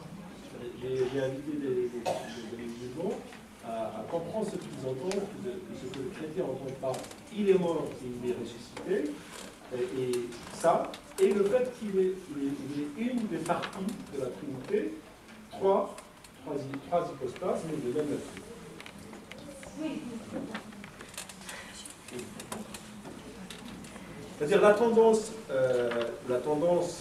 équationnelle voudrait dire comment 3 égale 1, ça c'est le mystère, et en même temps, puisqu'il a goûté la mort, elle était où la partie divine qui est morte, ou même quand il était en bas, comment il gérait le monde, il s'est fait cher. Les chrétiens, c'est pas aussi simple que ça. Il ne faut pas prendre le chrétien au petit mot comme ça pour le coincer dans le virage d'une petite phrase. Les chrétiens, c'est plus subtil. Il faut faire l'effort de comprendre ce qu'ils croient, leur foi, voilà, en Christ, après discuter. Je dis ça, pas par esprit de condescendance, mais par respect. Je regrette qu'on n'ait pas dit ce que nous avons célébré tout à l'heure, enfin bientôt, dans quelques jours, de la naissance de cet enfant, comment il naît, ce qui est dit de lui tout de suite dans l'Évangile, la révélation, on peut dire, au berger, déjà, plus pauvre, toujours la pauvreté que notre Dieu qui se fait pauvre dès le début, et la reconnaissance, enfin aussi l'Orient, enfin on dit les mages venus d'Orient, qui viennent, qui voient ce Messie, qu'ils ont vu un signe, hein, et ils étaient astronomes, probablement, hein, ils se sont mis en route et ils viennent jusque dans cette crèche, hein, très humblement déposer, eux si riches, déposer leur trésor déjà, le reconnaître, et puis les roses évidemment, hein, qui a peur d'être, voilà, on connaît, hein, ce qui se passe. Bon, et le songe que Joseph a, donc bien sûr, qui est très lié aussi dans la naissance et très lié en tant que père nourricier de Jésus, hein, voilà. Vous auriez voulu entendre Jésus dans la Bible. Qu'est-ce que Jésus dans la Bible? Au même titre qu'on a entendu Jésus encore. Monsieur, qu'on le dise aussi à nos frères musulmans qui sont là. J'ai essayé d'aborder d'après ce que j'ai compris à travers ce qu'ils ont dit les deux conférenciers, j'ai remarqué que Dieu nous envoie des messages. Ça veut dire Dieu, ce qu'ils ont dit les conférenciers, Dieu, j'ai découvert l'équité de Dieu. Dieu a choisi une femme pour accomplir un miracle, pour porter sa parole. Je m'adresse aux deux cons, ça veut dire musulmans, chrétiens, ça veut dire Dieu il est équitable avec l'homme et la femme. Dieu ne fait pas de distinction, parce que des fois au nom de la religion, on essaie d'étouffer la femme, ceci, cela. Dieu il a choisi une femme pour porter, et ça il faut remarquer, il faut méditer, Dieu a choisi une femme, mais une femme pieuse, qui fait partie des grandes familles, pour porter son miracle, pour accomplir un miracle. Donc Dieu, on n'essaie pas de faire des bêtises au nom de Dieu. Dieu il est équitable. Et tout le monde est d'accord. Et la deuxième, parlait de Jésus alayhi salam. Et je crois qu'il est israélien. Je veux savoir l'origine du mot Jésus, parce que je crois pour les Israéliens, il s'appelait Aïchou ou Yachou. Oui, Yachou, pour Mariam, pour les deux comptes, c'est Mariam en arabe et en. Aïcha, Jésus alayhi salam, il était au service des pauvres. Et toujours où il a utilisé le miracle, le don de Dieu pour faire du bien, pour être au service de la création de Dieu. Pas comme je m'adresse aux deux cons, parce que 10 fois, au nom de la religion, on utilise la religion pour s'enrichir, pour des ambitions particulières. Et ça, il n'était pas comme ça. Il n'était pas roi, il ne cherchait pas la gloire, il ne cherchait pas l'argent, il ne cherchait pas qu'on parle de lui. Malgré il a les potentiels, les talents pour être plus qu'un roi. Et ce qui est formidable chez les enfants d'Israël, ils avaient les prophètes rois. Les rois, ils étaient au service des prophètes. Ça veut dire les rois pratiquaient ce que disent les prophètes. C'est ce qui est formidable. Ce qui manque dans le jour, les présidents ils font ce qu'ils veulent, il n'y a personne qui leur demande des comptes. C'est un autre sujet. Effectivement, on aurait pu parler plus longtemps de la façon dont est racontée la nativité dans la Bible, effectivement. C'est le message de Noël. Effectivement, on aurait pu rappeler qu'au moment de la nativité, il y a les anges qui apparaissent pour dire le message que vient apporter le Christ. Hein, c'est gloire à Dieu, paix aux hommes qui l'aiment. Hein, et donc je suis très content de l'intervention de monsieur là-bas qui a bien mis l'accent sur le message principal du Christ qui est le message de Dieu.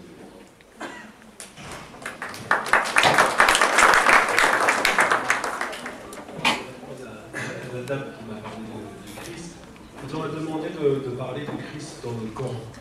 Si on m'avait demandé de parler du Christ dans la Bible, j'aurais fait une étude du texte de la Bible. Je devais respecter la commande. Deuxièmement, je n'ai pas un titre à parler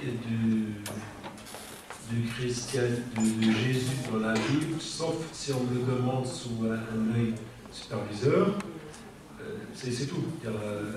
Le Christ dans dans la Bible. Ça fait longtemps que je l'étudie. Quand on me demande de parler du Christ dans la Bible, en général, je n'accepte pas dans la Bible. Je prends un épisode, par exemple avec les docteurs de la loi, ou qui dites-vous qui je suis, ou après la résurrection, l'épisode avec Marie-Madeleine. Un épisode comme ça, dans la Bible, il y a des strates, il y a des renvois, il y a un Christ qui apparaît d'une certaine façon parmi l'autre. Quand on me demande, j'essaie d'honorer la commande, mais là, c'est pas ma faute. Si un jour vous m'avez invité pour ça, il n'y a pas de souci. J'ai aucun souci à parler du Christ dans la Bible, et j'oublie complètement que je suis musulman. J'ai été très frappée par le fait que vous ayez parlé très souvent du Christ. Je ne pensais pas que donc le Christ est le Sauveur. Je pensais que dans le Coran, il ne s'agissait pas de ça. Et que... Alors, ma question, est-ce qu'on parle du Christ en tant que Christ, en tant que Sauveur dans le Coran, ou est-ce qu'on parle de Jésus qui est un prophète? Le Christ Sauveur, c'est une notion très chrétienne.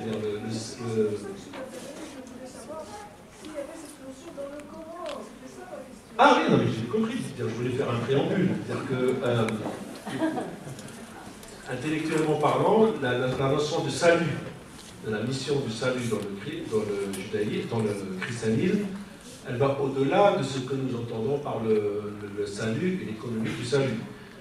Pour nous musulmans, le Christ a une place éminente, mais une place dans toute l'histoire du salut de l'humanité. Il est venu en tant que prophète et messager. Il a des piliers des messagers, des saints, confortés, mais il n'est que messager. Dans le christianisme, il est sauveur. Tout messager a prétention à vouloir sauver les siens, à leur donner la bonne parole, annoncer, à les rappeler à Dieu, comme a fait Jean-Baptiste. Mais les chrétiens entendent par Dieu, Jésus, Dieu sauveur, plus que ça. C'est-à-dire tout le salut, toute l'histoire du salut de l'humanité se résume à la personne du Christ. On est sauvé en Christ. Crois en Jésus, tu es sauvé.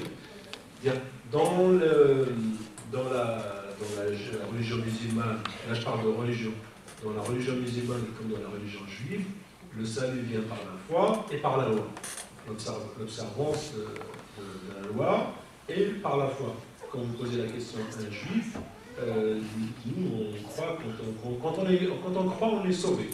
Le juif vous dira, moi quand j'applique la Torah, je participe à l'œuvre du salut de Dieu. Dieu se complète en nous quand il nous demande d'appliquer la Torah.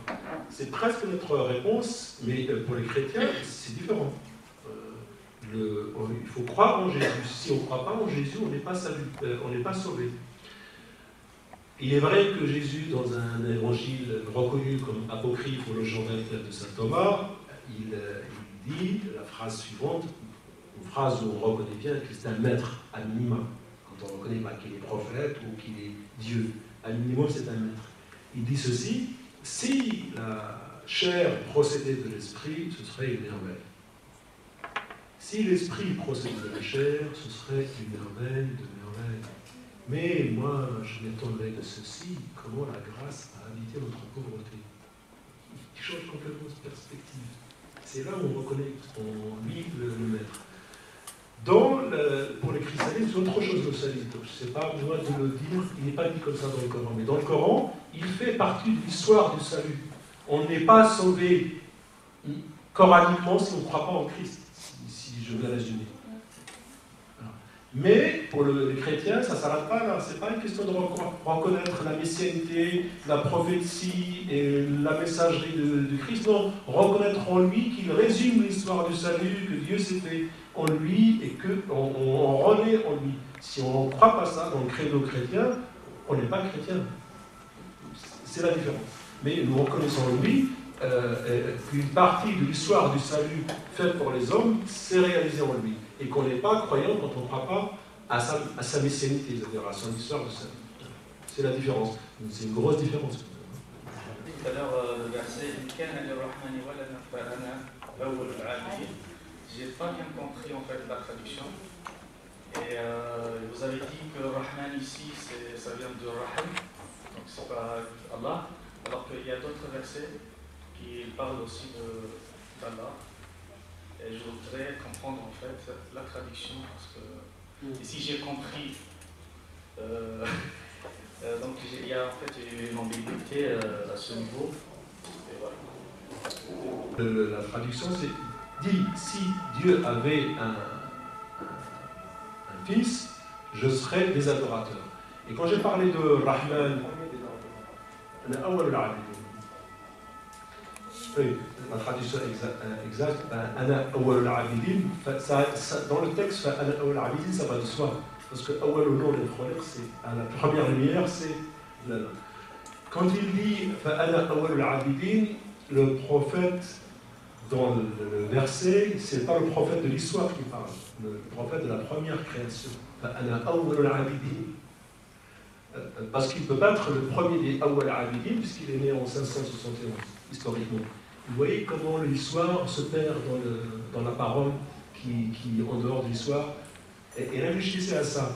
Je parle aux musulmans. Dit, si le miséricordieux avait un fils, je serais le premier à l'adorer. On peut le comprendre comme je serais le premier à le faire.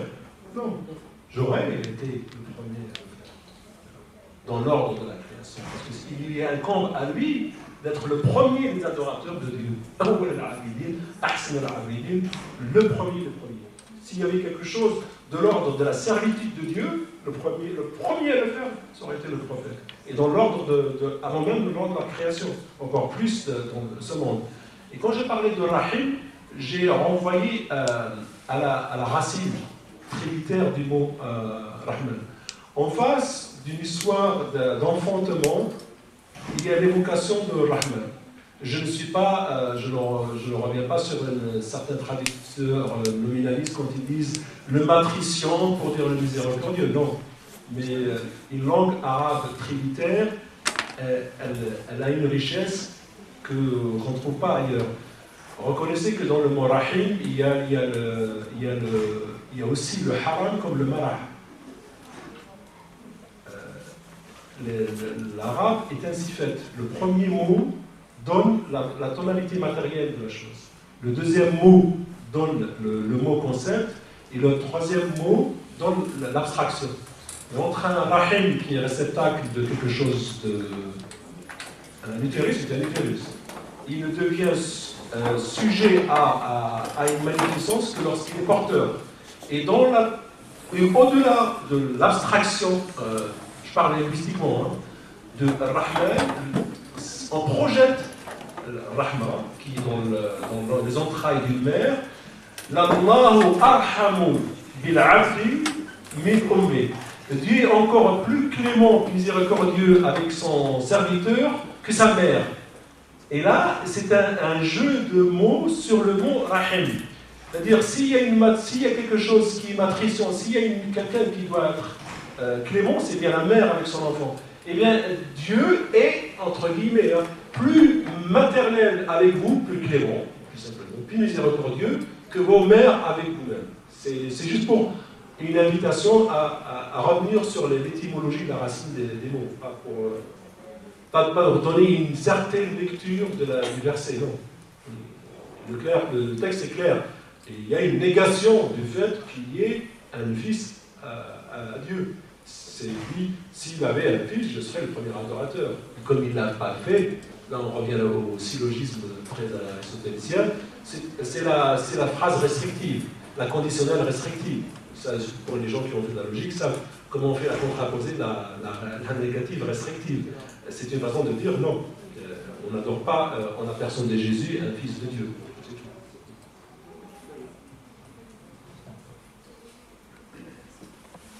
Qu'est-ce que je dois dire après tout ça? On va applaudir quand même. Alors, j'ai un léger problème.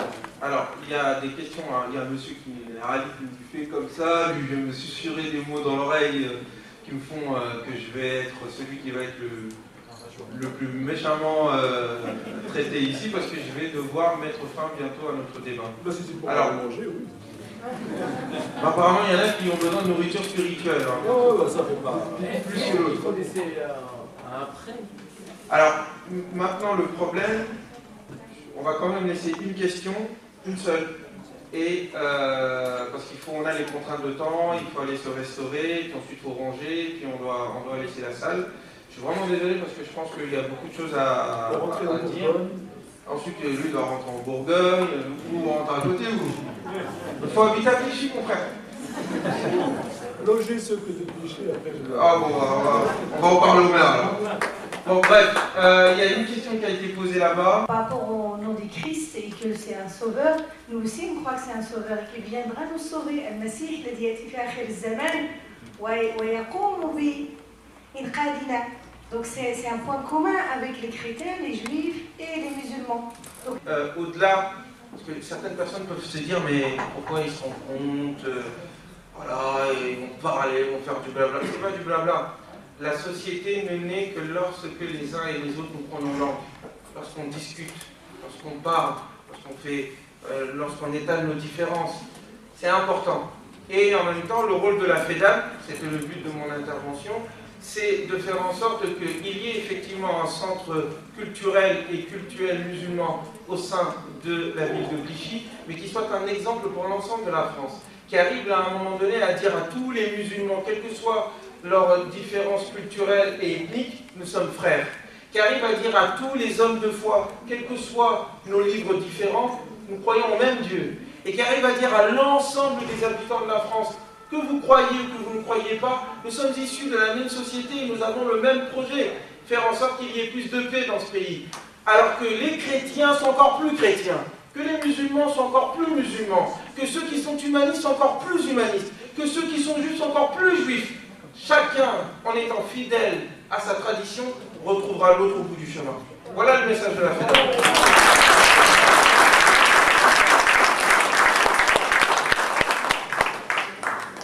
Moi, je n'ai pas parlé du Christ de la fin des temps, parce que c'est un thème commun. En fait, moi, personnellement, je ne sais pas parler des généralités. Donc, j'ai l'habitude de prendre comme je faisais des cours de philosophie, on prend une phrase et on y va. Dans la tradition de l'enseignement que j'ai reçu, on prend une phrase et on développe. On me demande de dire dans le Coran, j'ai essayé plutôt que de vous dire tout ce qu'il y a dans le Coran, deux choses. Inviter les musulmans à revenir sur beaucoup de certitude dans le sens où pas de changer la foi, certitude de ce qu'ils comprennent du Coran. C'est pour ça que de temps en temps je faisais des ricochets sur les mots et sur les signes, et surtout aux chrétiens de dire, n'ayez pas peur d'aller voir un peu plus ce qu'il y a dans le Coran, n'ayez pas peur. Accaparez-vous votre Christ dans le Coran. Et si vous trouvez quelque chose qui vous parle, tiens, ce Christ-là. La dernière fois, je l'ai fait à Lampan, à la basilique de Lampan, et le prêtre m'a dit quelque chose, le père Gatineau, il m'a dit, je ne parlerai jamais plus de la crèche comme avant. Comment Marie, la douleur d'enfantement, pousser l'arbre, c'est pas comme ça que ça s'est passé pour les chrétiens. Mais l'image d'une mère à qui l'enfant parle, soit conforté, pousse le tronc de l'arbre, il dit je suis preneur. C'est une invitation à ne pas avoir peur d'aller voir le texte qui dit, si vous voulez continuer la discussion sur le Christ, c'est fini. C'est pour ça que je ne voulais pas parler de ça, j'ai juste ouvert la porte, je pense que vous aurez le temps de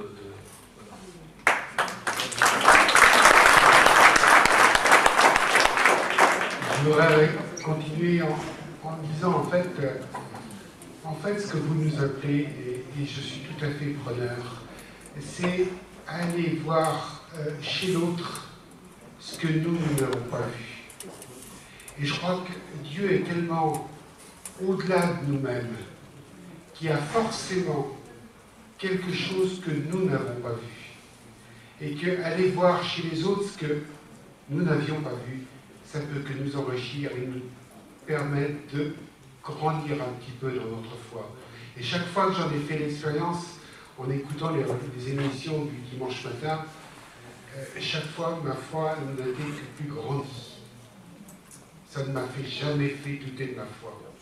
Au contraire. Et quelquefois, ce sont des très belles paroles de nos frères musulmans. Quelquefois, ce sont des très beaux prêches. Je me souviens d'un prêche sur le Amen par nos frères juifs qui était extraordinaire. J'en ai retenu que le quart, mais le peu que j'ai retenu, ça m'a ouvert les portes et c'était merveilleux. Alors je vous invite à en faire autant.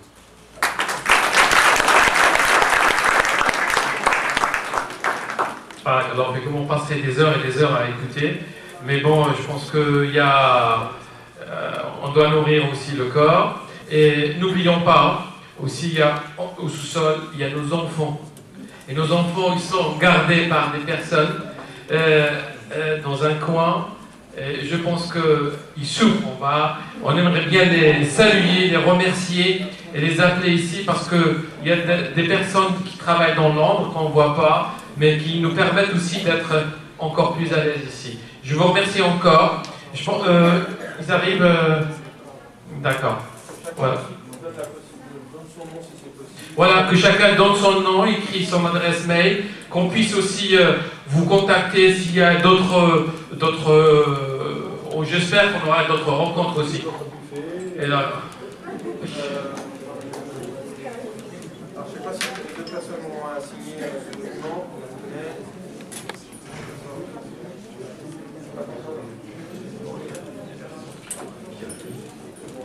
On va manger quand même, juste par respect, on les salue, puis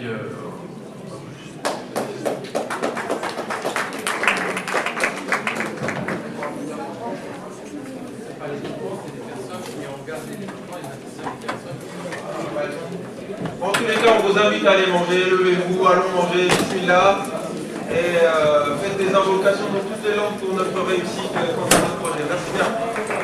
Bon appétit.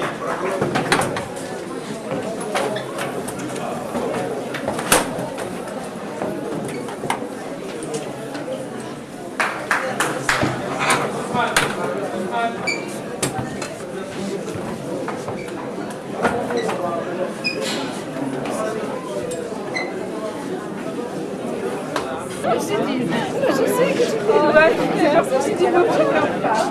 Je vais partir, c'est pour ça. Non, non, non.